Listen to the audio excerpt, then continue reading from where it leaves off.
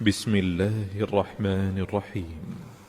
يا أيها الناس اتقوا ربكم الذي خلقكم من نفس واحدة وخلق منها زوجها وبث منهما رجالا كثيرا ونساء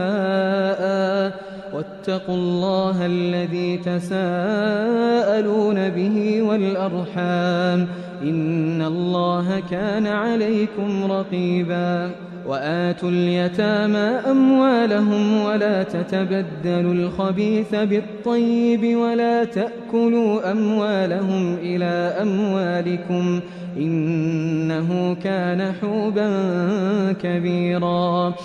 وإن خفتم ألا تقسطوا في اليتامى فانكحوا ما طاب لكم من النساء مثنى وثلاث ورباع فإن خفتم ألا تعدلوا فواحدة أو ما ملكت أيمانكم ذلك أدنى ألا تعولوا وآتوا النساء صدقاتهن نحلة فإن طبن لكم عن شيء منه نفسا فكلوه هنيئا مريئا ولا تؤتوا السفهاء أموالكم التي جعل الله لكم قياما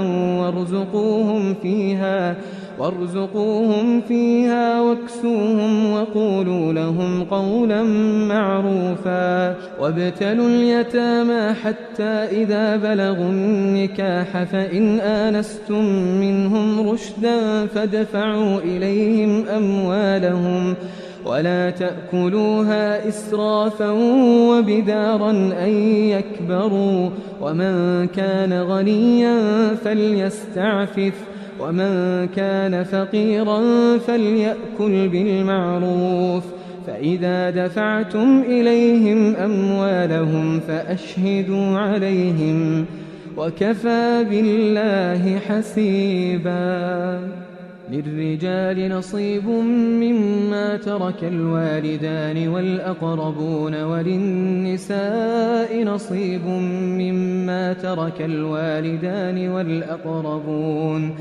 وللنساء نصيب مما ترك الوالدان والأقربون مما قل منه أو كثر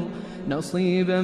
مفروضا وإذا حضر القسمة أولو القربى واليتامى والمساكين فارزقوهم منه وقولوا لهم قولا معروفا وليخشى الذين لو تركوا من خلفهم ذرية ضعافا خافوا عليهم فليتقوا الله وليقولوا قولا سديدا إن الذين يأكلون أموال اليتامى ظلما إنما يأكلون في بطونهم نارا وسيصلون سعيرا يوصيكم الله في أولادكم للذكر مثل حظ الأنثيين فإن كن نساء فوق 2 فلهن ثلثا ما ترك وإن كانت واحدة فلها النصف ولأبويه لكل واحد منهما السدس مما ترك إن كان له ولد فإن لم يكن له ولد وورثه أبواه فلأمه الثلث فإن كان له إخوة فلأمه السدس من بعد وصية يوصي بها أو دين آباؤكم وأبناؤكم لا تدرون أيهم أقرب لكم نفعا فريضة من الله إن الله كان عليما حكيما ولكم نصف ما ترك أزواجكم إن لم يكن لهن ولد، فإن كان لهن ولد فلكم الربع مما تركن من بعد وصية يوصين بها أو دين، ولهن الربع مما تركتم إن لم يكن لكم ولد، فإن كان لكم ولد فلهن الثمن مما تركتم من بعد وصية توصون بها أو دين، وإن كان رجل يورث كلالة أو امرأة وله أخ أو أخت فلكل واحد منهما السدس، فإن كانوا أكثر من ذلك فهم شركاء في الثلث من بعد وصية يوصى بها أو دين غير مضار، وصية من الله والله عليم حليم. تلك حدود الله، ومن يطع الله ورسوله يدخله جنات تجري من تحتها الأنهار خالدين فيها، وذلك الفوز العظيم. ومن يعص الله ورسوله ويتعد حدوده يدخله نارا خالدا فيها وله عذاب مهين. واللاتي يأتين الفاحشة من نسائكم فاستشهدوا عليهن 4 منكم، فإن شهدوا فأمسكوهن في البيوت حتى يتوفاهن الموت أو يجعل الله لهن سبيلا. واللذان يأتيانها منكم فآذوهما، فإن تابا وأصلحا فأعرضوا عنهما، إن الله كان توابا رحيما. إنما التوبة على الله للذين يعملون السوء بجهالة ثم يتوبون من قريب فأولئك يتوب الله عليهم، وكان الله عليما حكيما. وليست التوبة للذين يعملون السيئات حتى إذا حضر أحدهم الموت قال إني تبت الآن، ولا الذين يموتون وهم كفار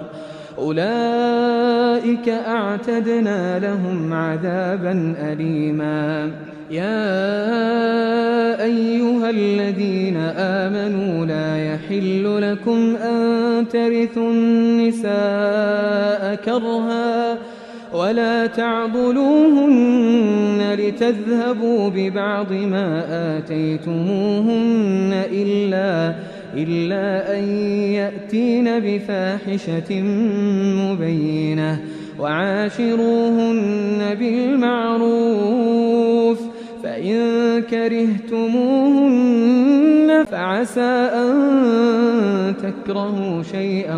ويجعل الله فيه خيرا كثيرا. وإن أردتم استبدال زوج مكان زوج وآتيتم إحداهن قنطارا فلا تأخذوا منه شيئا، أتأخذونه بهتانا وإثما مبينا. وكيف تأخذونه وقد أفضى بعضكم إلى بعض وأخذن منكم ميثاقا غليظا. ولا تنكحوا ما نكح آباؤكم من النساء إلا ما قد سلف إنه كان فاحشة ومقتا وساء سبيلا. حرمت عليكم أمهاتكم وبناتكم وأخواتكم وعماتكم وخالاتكم وبنات الأخ وبنات الأخت وأمهاتكم اللاتي أرضعنكم وأخواتكم من الرضاعة وأمهات نسائكم وربائبكم اللاتي في حجوركم من نسائكم اللاتي دخلتم بهن، فإن لم تكونوا دخلتم بهن فلا جناح عليكم، وحلائل أبنائكم الذين من أصلابكم وأن تجمعوا بين الأختين إلا ما قد سلف، إن الله كان غفورا رحيما. والمحصنات من النساء إلا ما ملكت أيمانكم كتاب الله عليكم، وأحل لكم ما وراء ذلكم أن تبتغوا بأموالكم محصنين غير مسافحين، فما استمتعتم به منهن فآتوهن أجورهن فريضة، ولا جناح عليكم فيما تراضيتم به من بعد الفريضة، إن الله كان عليما حكيما. ومن لم يستطع منكم طولا أن ينكح المحصنات المؤمنات فمما ملكت أيمانكم من فتياتكم المؤمنات، والله أعلم بإيمانكم بعضكم من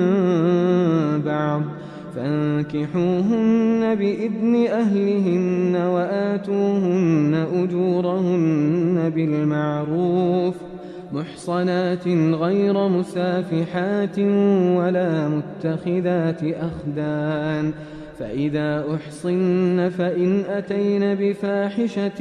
فعليهن نصف ما على المحصنات من العذاب، ذلك لمن خشي العنة منكم، وأن تصبروا خير لكم، والله غفور رحيم. يريد الله ليبين لكم ويهديكم سنن الذين من قبلكم ويتوب عليكم، والله عليم حكيم. والله يريد أن يتوب عليكم، ويريد الذين يتبعون الشهوات أن تميلوا ميلا عظيما. يريد الله أن يخفف عنكم وخلق الإنسان ضعيفا. يا أيها الذين آمنوا لا تأكلوا أموالكم بينكم بالباطل إلا أن تكون تجارة عن تراض منكم، ولا تقتلوا أنفسكم إن الله كان بكم رحيما. ومن يفعل ذلك عدوانا وظلما فسوف نصليه نارا، وكان ذلك على الله يسيرا.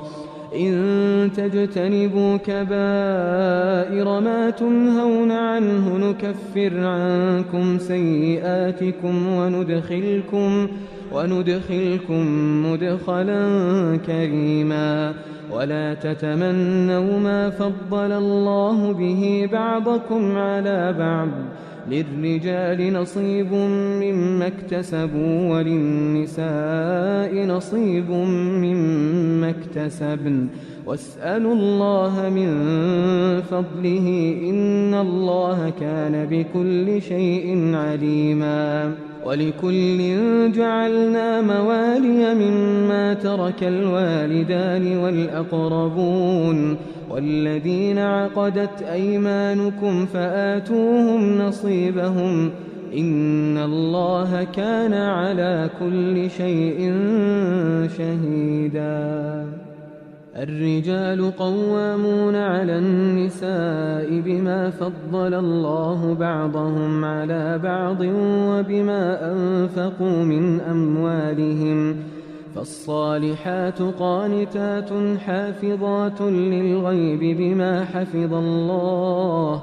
واللاتي تخافون نشوزهن فعظوهن واهجروهن في المضاجع واضربوهن، فإن أطعنكم فلا تبغوا عليهن سبيلا، إن الله كان عليا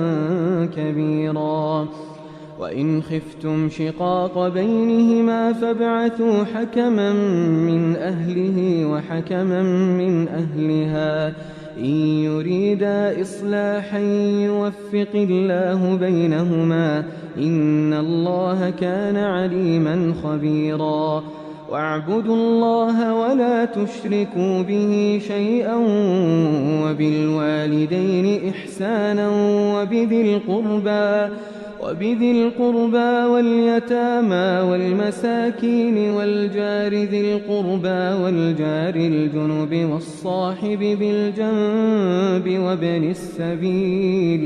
وابن السبيل وما ملكت أيمانكم، إن الله لا يحب من كان مختالا فخورا. الذين يبخلون ويأمرون الناس بالبخل ويكتمون ما آتاهم الله من فضله، وأعتدنا للكافرين عذابا مهينا. والذين ينفقون أموالهم رئاء الناس ولا يؤمنون بالله ولا باليوم الآخر، ومن يكن الشيطان له قرينا فساء قرينا. وماذا عليهم لو آمنوا بالله واليوم الآخر وأنفقوا مما رزقهم الله، وكان الله بهم عليما. إن الله لا يظلم مثقال ذرة، وإن تك حسنة يضاعفها ويؤت من لدنه أجرا عظيما. فكيف إذا جئنا من كل أمة بشهيد وجئنا بك على هؤلاء شهيدا، يومئذ يود الذين كفروا وعصوا الرسول لو تسوى بهم الأرض ولا يكتمون الله حديثا. يا أيها الذين آمنوا لا تقربوا الصلاة وأنتم سكارى حتى تعلموا ما تقولون ولا جنبا إلا عابري سبيل حتى تغتسلوا، وإن كنتم مرضى أو على سفر أو جاء أحد منكم من الغائط أو لامستم النساء فلم تجدوا ماء فتيمموا صعيدا طيبا فامسحوا بوجوهكم وأيديكم، إن الله كان عفوا غفورا. ألم تر إلى الذين أوتوا نصيبا من الكتاب يشترون الضلالة ويريدون أن تضلوا السبيل، والله أعلم بأعدائكم، وكفى بالله وليا وكفى بالله نصيرا.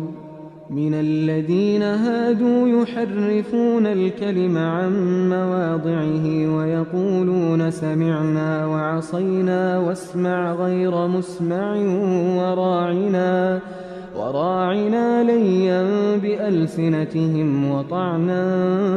في الدين، ولو أنهم قالوا سمعنا وأطعنا واسمع وانظرنا لكان خيرا لهم وأقوم، ولكن لعنهم الله ولكن لعنهم الله بكفرهم فلا يؤمنون إلا قليلا.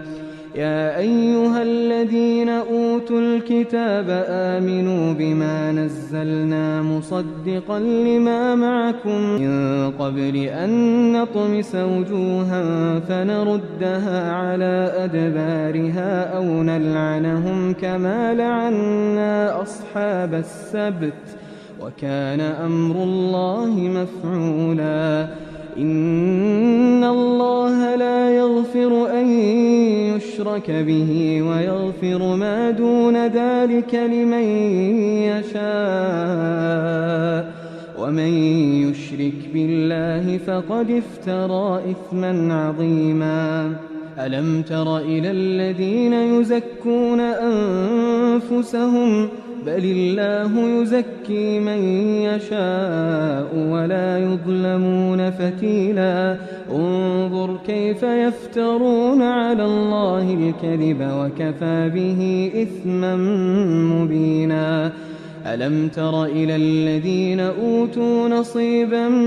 من الكتاب يؤمنون بالجبت والطاغوت ويقولون للذين كفروا هؤلاء أهدى من الذين آمنوا سبيلا. أولئك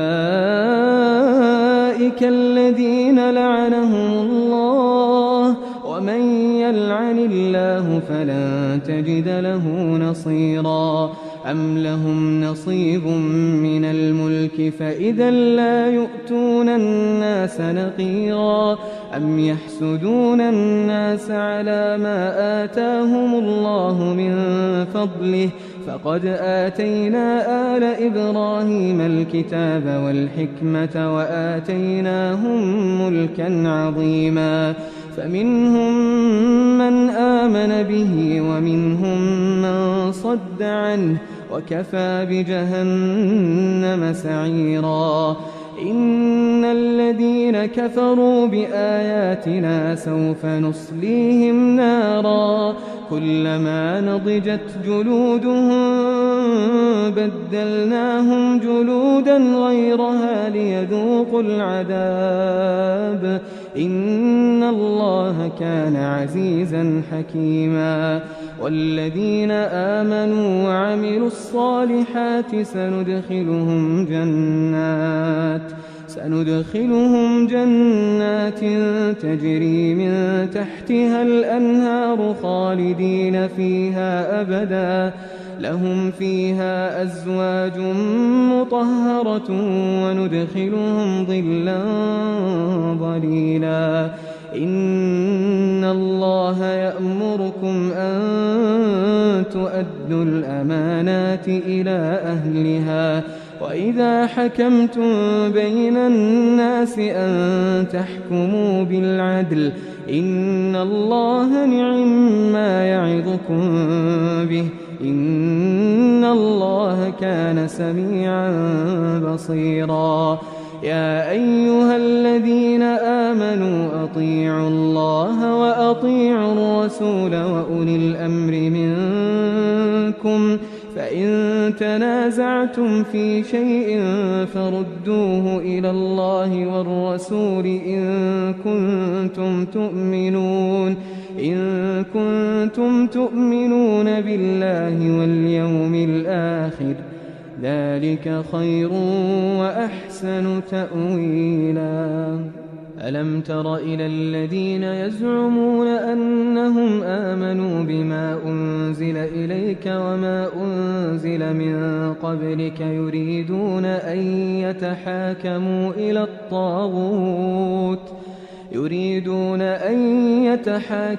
إلى الطاغوت وقد أمروا أن يكفروا به ويريد الشيطان أن يضلهم ضلالا بعيدا. وإذا قيل لهم تعالوا إلى ما أنزل الله وإلى الرسول رأيت المنافقين يصدون عنك صدودا فكيف إذا أصابتهم مصيبة بما قدمت أيديهم ثم جاءوك يحلفون بالله إن أردنا إلا إحسانا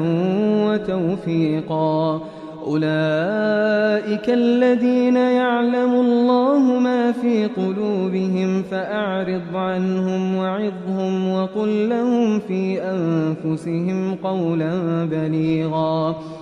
وما أرسلنا من رسول إلا ليطاع بإذن الله ولو أنهم إذ ظلموا أنفسهم جاءوك فاستغفروا الله واستغفر لهم الرسول لوجدوا الله توابا رحيما فلا وربك لا يؤمنون حتى يحكموك فيما شجر بينهم ثم لا يجدوا في أنفسهم حرجا مما قضيت ويسلموا تسليما ولو أنا كتبنا عليهم أن اقتلوا أنفسكم أو اخرجوا من دياركم ما فعلوه إلا قليل منهم ولو أنهم فعلوا ما يوعظون به لكان خيرا لهم وأشد تثبيتا وإذا لآتيناهم من لدنا أجرا عظيما ولهديناهم صراطا مستقيما ومن يطع الله والرسول فأولئك مع الذين أنعم الله عليهم من النبيين والصديقين والشهداء والصالحين وحسن أولئك رفيقا ذلك الفضل من الله وكفى بالله عليما يا أيها الذين آمنوا خذوا حذركم فانفروا ثبات أو انفروا جميعا وإن منكم لمن ليبطئن فإن أصابتكم مصيبة قال قد أنعم الله علي إذ لم أكن معهم شهيدا ولئن أصابكم فضل من الله ليقولن كأن لم تكن بينكم وبينه مودة يا ليتني كنت معهم فأفوز فوزا عظيما فليقاتل في سبيل الله الذين يشرون الحياة الدنيا بالآخرة ومن يقاتل في سبيل الله فيقتل أو يغلب فسوف نؤتيه أجرا عظيما وما لكم لا تقاتلون في سبيل الله والمستضعفين من الرجال والنساء والولدان الذين يقولون ربنا أخرجنا من هذه القرية الظالم أهلها واجعل لنا من لدنك وليا واجعل لنا من لدنك نصيرا الذين آمنوا يقاتلون في سبيل الله والذين كفروا يقاتلون في سبيل الطاغوت فقاتلوا أولياء الشيطان إن كيد الشيطان كان ضعيفا ألم تر إلى الذين قيل لهم كفوا أيديكم وأقيموا الصلاة وآتوا الزكاة فلما كتب عليهم القتال إذا فريق منهم يخشون الناس كخشية الله أو أشد خشية وقالوا ربنا لم كتبت علينا القتال لولا أخرتنا إلى أجل قريب قل متاع الدنيا قليل والآخرة خير لمن اتقى ولا تظلمون فتيلا أينما تكونوا يدرككم الموت ولو كنتم في بروج مشيدة وإن تصبهم حسنة يقولوا هذه من عند الله وإن تصبهم سيئة يقولوا هذه من عندك قل كل من عند الله فما لهؤلاء القوم لا يكادون يفقهون حديثا ما أصابك من حسنة فمن الله وما أصابك من سيئة فمن نفسك وأرسلناك للناس رسولا وكفى بالله شهيدا من يطع الرسول فقد أطاع الله ومن تولى فما أرسلناك عليهم حفيظا ويقولون طاعة فإذا برزوا من عندك بيت طائفة منهم غير الذي تقول والله يكتب ما يبيتون فأعرض عنهم وتوكل على الله وكفى بالله وكيلا أفلا يتدبرون القرآن ولو كان من عند غير الله لوجدوا فيه اختلافا كثيرا وإذا جاءهم أمر من الأمن أو الخوف أذاعوا به ولو ردوه إلى الرسول وإلى أولي الأمر منهم لعلمه الذين يستنبطونه منهم ولولا فضل الله عليكم ورحمته لاتبعتم الشيطان إلا قليلا فقاتل في سبيل الله لا تكلف إلا نفسك وحرض المؤمنين عسى الله أن يكف بأس الذين كفروا والله أشد بأسا وأشد تنكيلا من يشفع شفاعة حسنة يكن له نصيب منها ومن يشفع شفاعة سيئة يكن له كفل منها وكان الله على كل شيء مقيتا وإذا حييتم بتحية فحيوا بأحسن منها أو ردوها إن الله كان على كل شيء حسيبا الله لا إله إلا هو ليجمعنكم إلى يوم القيامة لا ريب فيه ومن أصدق من الله حديثا فما لكم في المنافقين فئتين والله أركسهم بما كسبوا أتريدون أن تهدوا من أضل الله ومن يضلل الله فلن تجد له سبيلا ودوا لو تكفرون كما كفروا فتكونون سواء فلا تتخذوا منهم أولياء حتى يهاجروا في سبيل الله فإن تولوا فخذوهم واقتلوهم حيث وجدتموهم ولا تتخذوا منهم وليا ولا نصيرا إلا الذين يصلون إلى قوم بينكم وبينهم ميثاق أو جاءوكم حصرت صدورهم أن يقاتلوكم أو يقاتلوا قومهم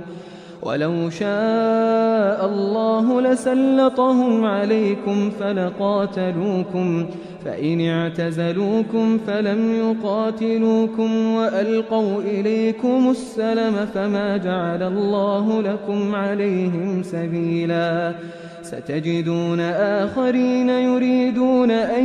يأمنوكم ويأمنوا قومهم كلما ردوا إلى الفتنة أركسوا فيها فإن لم يعتزلوكم ويلقوا إليكم السلم ويكفوا أيديهم فخذوهم وقتلوهم حيث ثقفتموهم وأولئكم جعلنا لكم عليهم سلطانا مبينا وما كان لمؤمن أن يقتل مؤمنا إلا خطأ ومن قتل مؤمنا خطأ فتحرير رقبة مؤمنة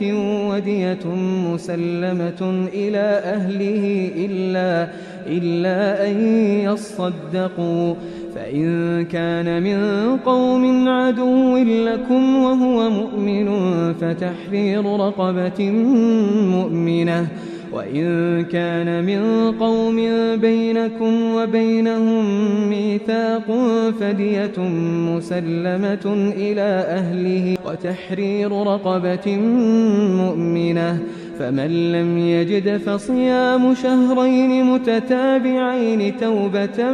من الله وكان الله عليما حكيما ومن يقتل مؤمنا متعمدا فجزاؤه جهنم خالدا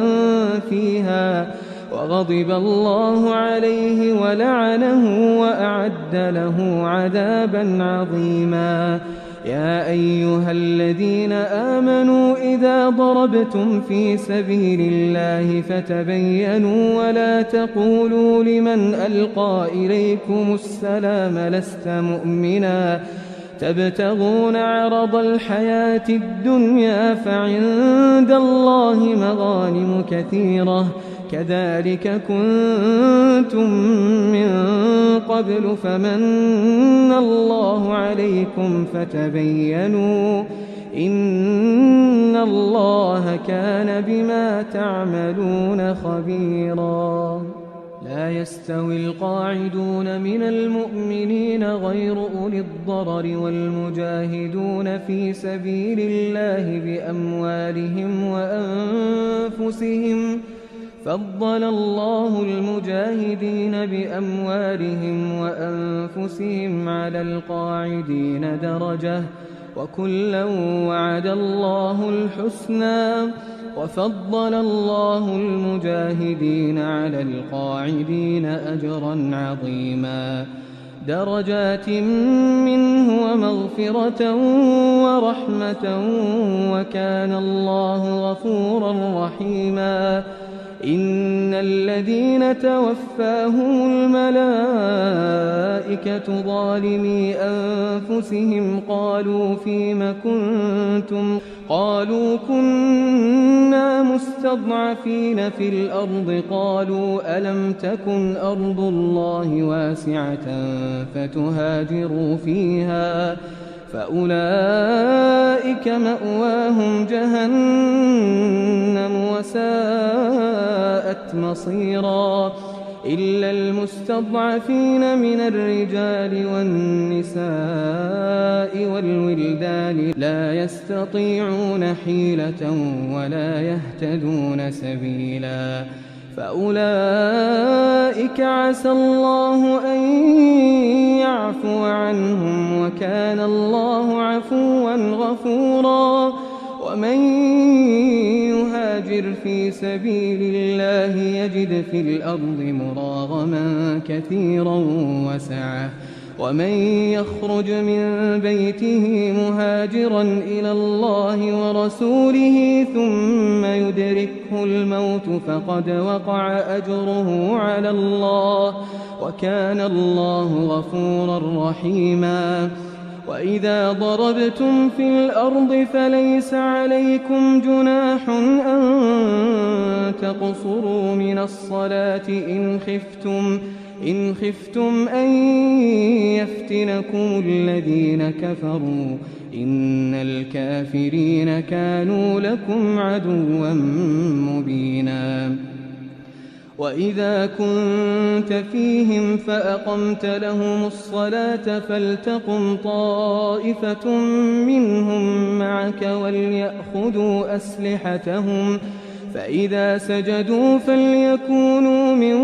ورائكم ولتأت طائفة أخرى لم يصلوا فليصلوا معك وليأخذوا حذرهم وأسلحتهم ود الذين كفروا لو تغفلون عن أسلحتكم وأمتعتكم فيميلون عليكم ميلة واحدة ولا جناح عليكم إن كان بكم أذى من مطر أو كنتم مرضى أن تضعوا أسلحتكم وخذوا حذركم إن الله أعد للكافرين عذابا مهينا فإذا قضيتم الصلاة فاذكروا الله قياما وقعودا وعلى جنوبكم فإذا اطمأننتم فأقيموا الصلاة إن الصلاة كانت على المؤمنين كتابا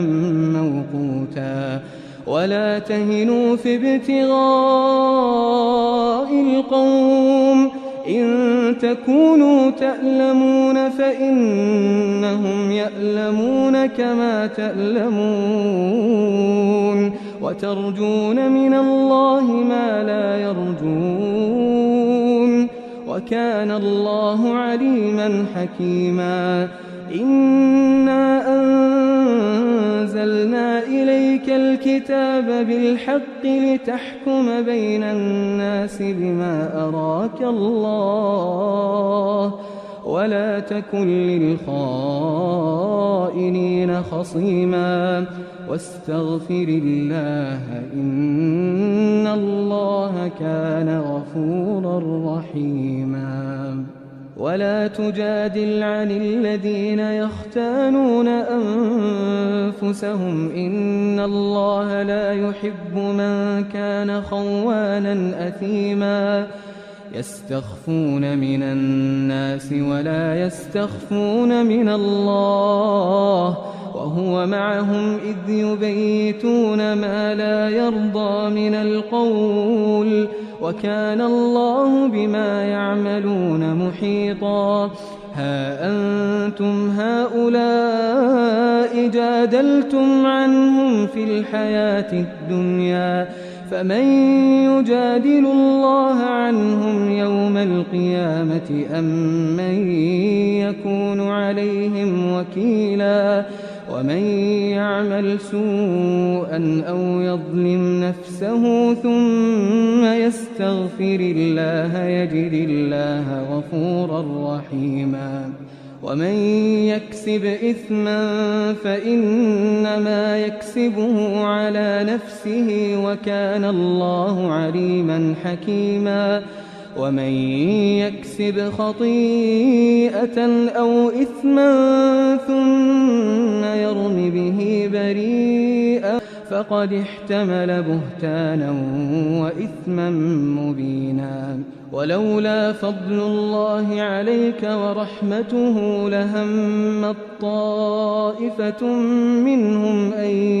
يضلوك وما يضلون إلا أنفسهم وما يضرونك من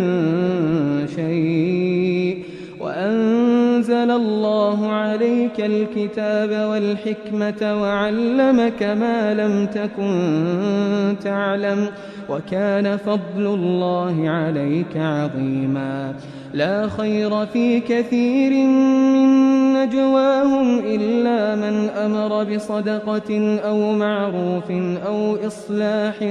بين الناس ومن يفعل ذلك ابتغاء مرضات الله فسوف نؤتيه أجرا عظيما. ومن يشاقق الرسول من بعد ما تبين له الهدى ويتبع غير سبيل المؤمنين نوله ما تولى ونصله جهنم وساءت مصيرا. إن الله لا يغفر أن يشرك به ويغفر ما دون ذلك لمن يشاء ومن يشرك بالله فقد ضل ضلالا بعيدا. إن يدعون من دونه إلا إناثا وإن يدعون إلا شيطانا مريدا لعنه الله وقال لأتخذن من عبادك نصيبا مفروضا ولأضلنهم ولأمنينهم ولآمرنهم فليبتكن آذان الأنعام ولآمرنهم فليغيرن خلق الله ومن يتخذ الشيطان وليا من دون الله فقد خسر خسرانا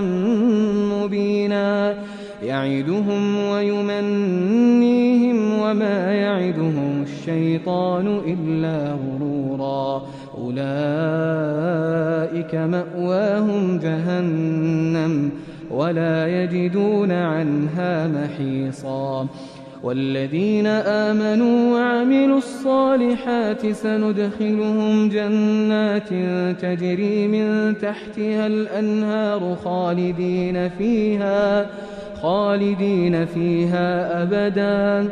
وعد الله حقا ومن أصدق من الله قيلا. ليس بأمانيكم ولا أماني أهل الكتاب من يعمل سوءا يجز به ولا يجد له من دون الله وليا ولا نصيرا. ومن يعمل من الصالحات من ذكر أو أنثى وهو مؤمن فأولئك يدخلون الجنة ولا يظلمون نقيرا. ومن أحسن دينا ممن أسلم وجهه لله وهو محسن واتبع ملة إبراهيم حنيفا واتخذ الله إبراهيم خليلا. ولله ما في السماوات وما في الأرض وكان الله بكل شيء محيطا. ويستفتونك في النساء قل الله يفتيكم فيهن وما يتلى عليكم في الكتاب في يتامى النساء اللاتي لا تؤتونهن ما كتب لهن وترغبون أن تنكحوهن والمستضعفين من الولدان وأن تقوموا لليتامى بالقسط وما تفعلوا من خير فإن الله كان به عليما. وإن امرأة خافت من بعلها نشوزا أو إعراضا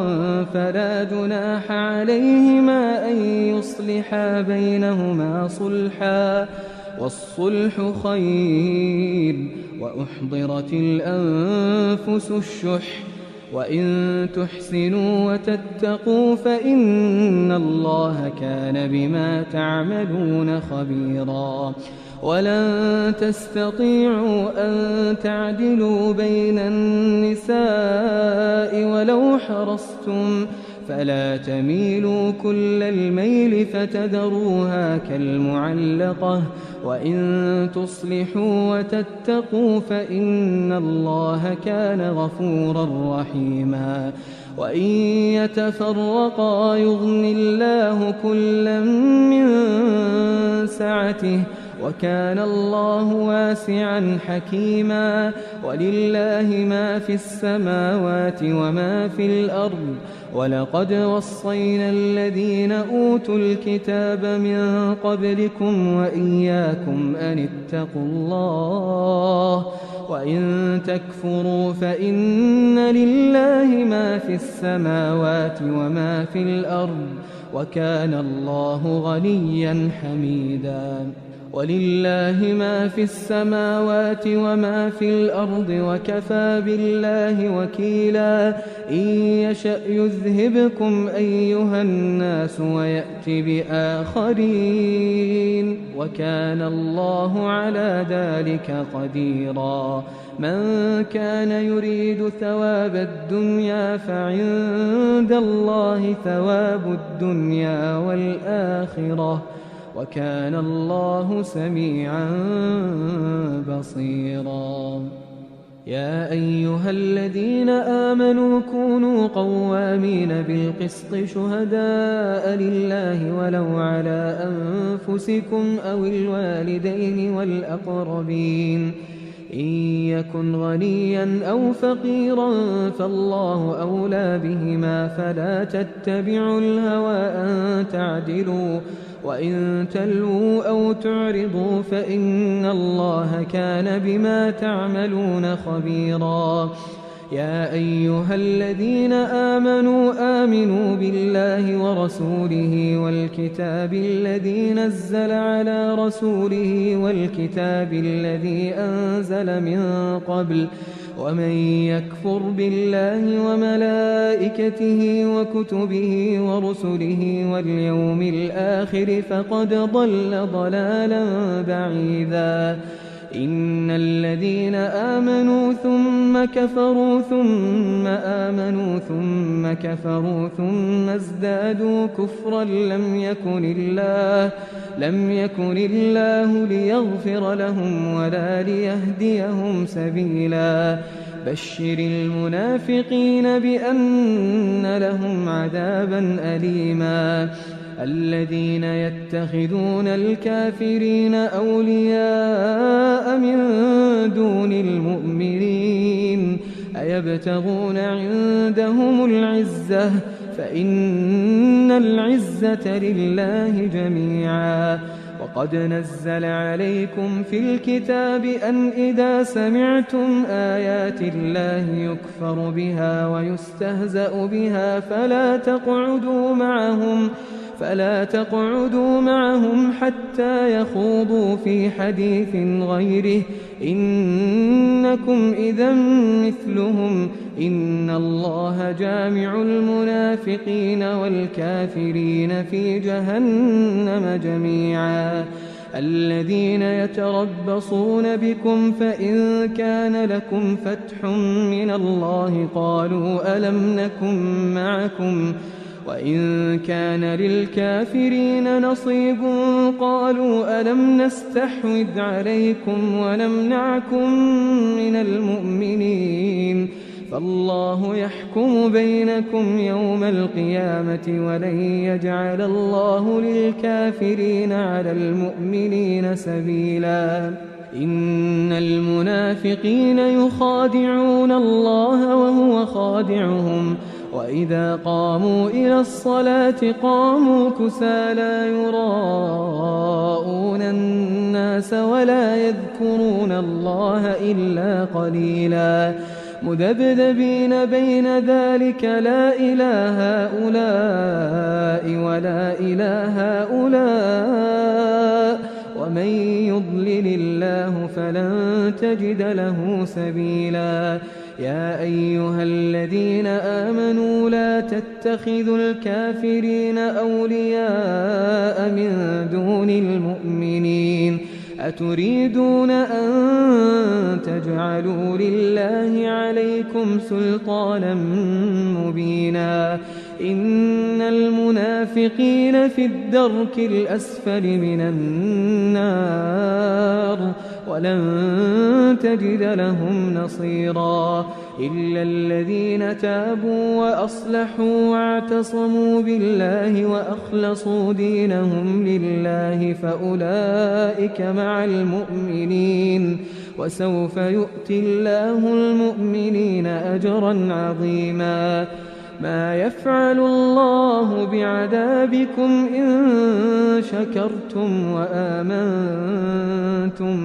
وكان الله شاكرا عليما لا يحب الله الجهر بالسوء من القول إلا من ظلم وكان الله سميعا عليما إن تبدوا خيرا أو تخفوه أو تعفوا عن سوء فإن الله كان عفوا قديرا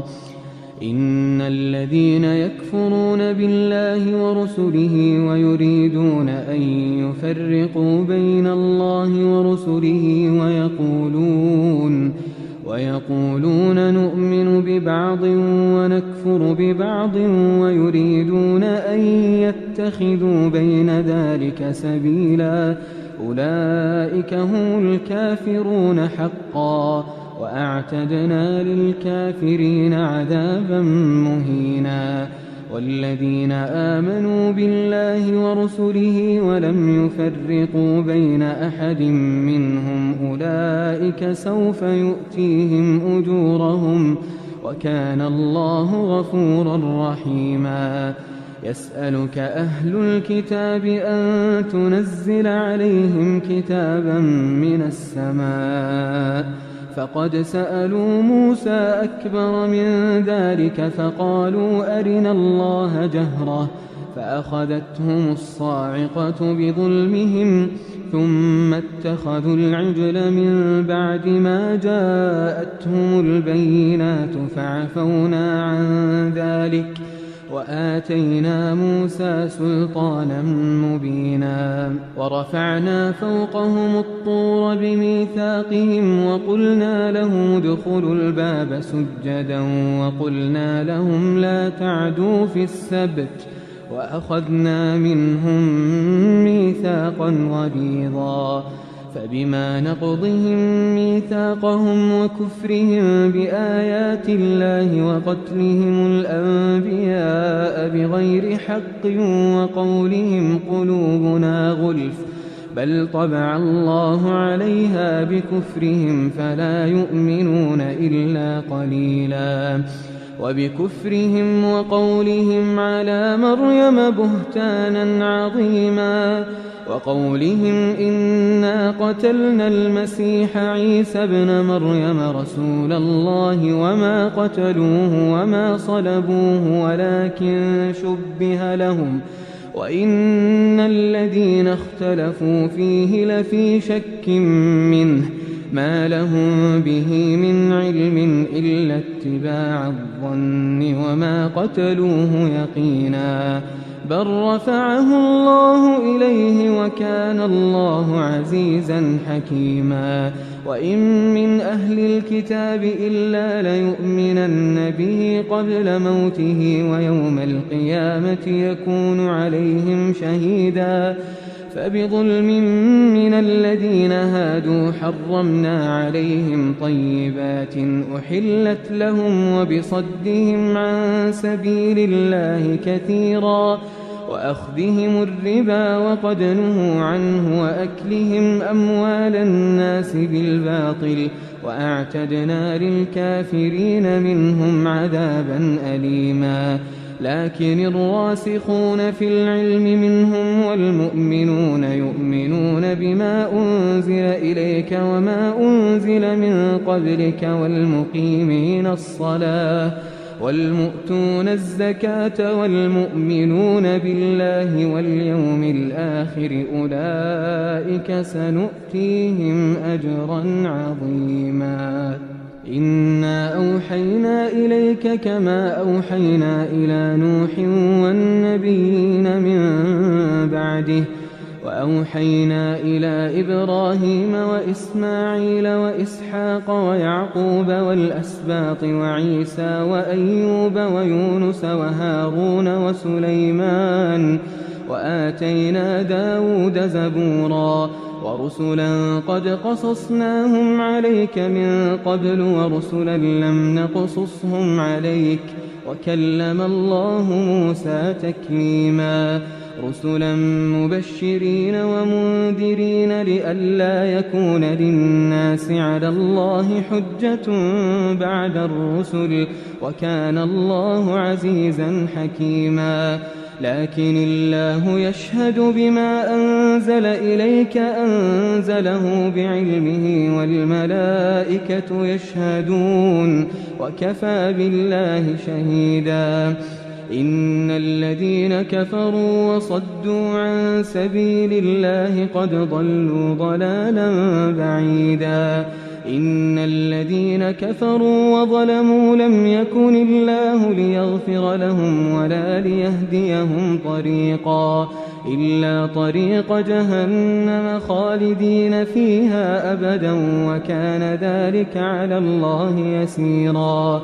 يا أيها الناس قد جاءكم الرسول بالحق من ربكم فآمنوا خيرا لكم وإن تكفروا فإن لله ما في السماوات والأرض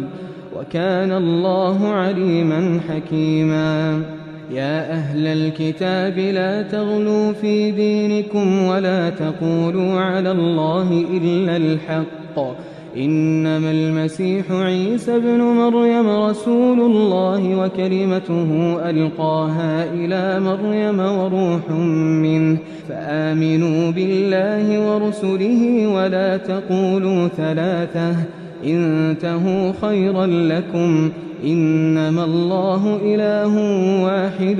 سبحانه أن يكون له ولد له ما في السماوات وما في الأرض وكفى بالله وكيلا لن يستنكف المسيح أن يكون عبدا لله ولا الملائكة المقربون ومن يستنكف عن عبادته ويستكبر فسيحشرهم إليه جميعا فأما الذين آمنوا وعملوا الصالحات فيوفيهم أجورهم ويزيدهم من فضله وأما الذين استنكفوا واستكبروا فيعذبهم عذابا أليما ولا يجدون لهم من دون الله وليا ولا نصيرا يا أيها الناس قد جاءكم برهان من ربكم وأنزلنا إليكم نورا مبينا فأما الذين آمنوا بالله واعتصموا به فسيدخلهم في رحمة منه وفضل ويهديهم إليه صراطا مستقيما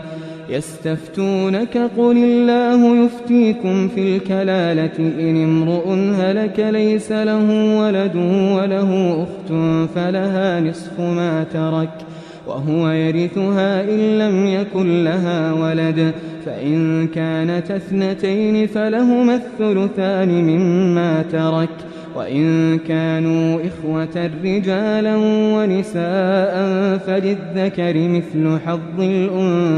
الأنثيين يبين الله لكم أن تضلوا والله بكل شيء عليم.